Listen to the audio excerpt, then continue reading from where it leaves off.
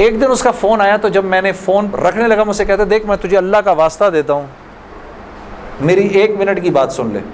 मैंने बोला बोलो। मैं अभी उम्रा करके आया हूँ, तो मैं मदीने और मक्के की खजूरें और जमज़म और ये कुछ चीज़ें लेकर आया हूँ, ये ले ले मेरे से, फिर उसके बाद मैं चला जाऊँगा। कितनी देर के लिए आओगे तुम? 5 मिनट के लिए। मैंने कहा हाँ 5 मिनट। जुनैद गनी याद रखना, 5 मिनट, 5 मिनट। दोपहर को मुझे याद है 3:30 बजे अभी तक प्लानिंग हुई, जुनैद गनी साहब आए। अब मैंने जब जुनैद गनी को देखा तो मेरा तो दिमाग ही चकरा गया। क्या देखता हूँ, सफ़ेद लिबास ही जैसे मौली साहब ने पहना हुआ है, सर पे पगड़ी, इतनी बड़ी दाढ़ी, ऊपर वास्केट पहनी हुई उसने, पाइंचे उसके ऊपर।